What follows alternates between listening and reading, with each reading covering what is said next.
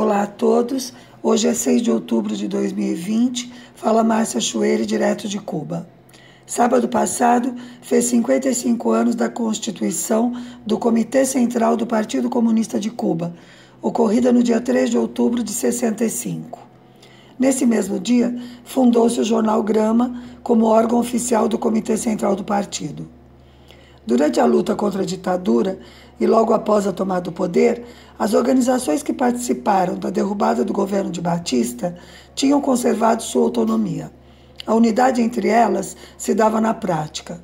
Mas logo se percebeu que a união das três principais organizações, o Movimento 26 de Julho, o Diretório Revolucionário e o Partido Socialista Popular, era fundamental para a construção do socialismo no país e para enfrentar a oposição interna e externa do imperialismo norte-americano, que não dava trégua. Primeiro, foram criadas as organizações revolucionárias integradas, que, como o nome mostra, tinha a intenção de unir forças distintas. Depois, essas organizações se dissolveram e criou-se o Partido Unido da Revolução Socialista de Cuba. Esse partido se organizou em todo o país em comitês provinciais, regionais e seccionais. Finalmente, em 3 de outubro de 65, após discussão em todas as instâncias, constituiu-se o Comitê Central do Partido e foi adotado, por proposta de Fidel, o nome de Partido Comunista de Cuba. Para ele, esse foi um dos passos mais importantes da história do país. Segundo Fidel, foi o momento em que as forças unificadoras foram superiores às forças que dispersavam e dividiam, em que o povo revolucionário se uniu estreitamente, em que o espírito coletivo triunfou sobre todos os individualismos e foi alcançado o mais alto grau de união e de organização com a mais moderna, científica e, ao mesmo tempo, mais revolucionária e humana concepção política. Segundo a atual Constituição, o Partido Comunista de Cuba é a vanguarda organizada da nação. Ele é a força política dirigente e superior da sociedade e do Estado. Organiza e orienta os esforços comuns na construção do socialismo e no avanço para a sociedade comunista. A maioria dos membros atuais do partido, inclusive seus dirigentes, nasceram após a Revolução e estão comprometidos com seus ideais e com a continuidade histórica do processo revolucionário. Vamos agora à situação da Covid-19 aqui. Ontem havia 488 positivos, sendo apenas um em estado grave. Embora os números tenham aumentado desde agosto, a situação em Havana já está bastante controlada.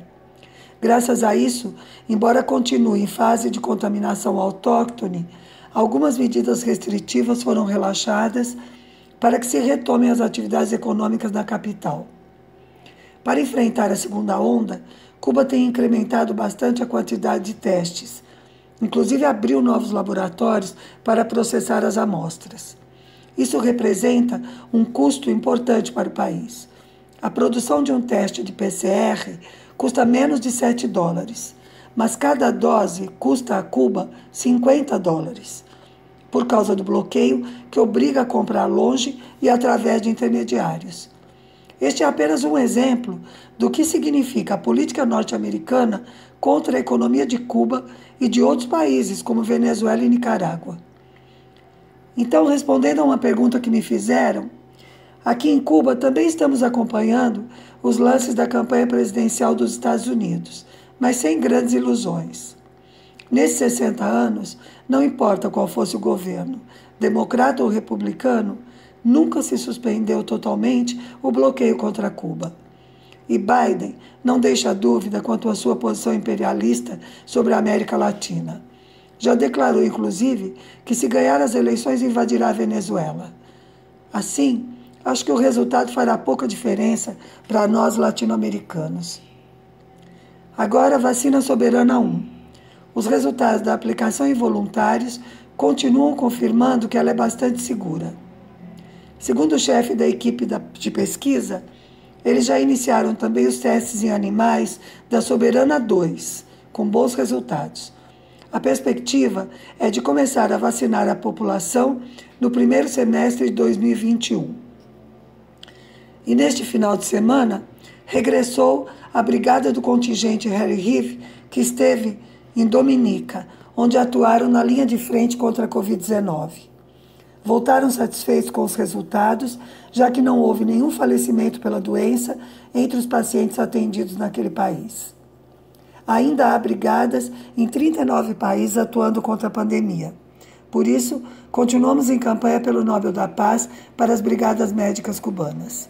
Por hoje é isso. Saudações socialistas.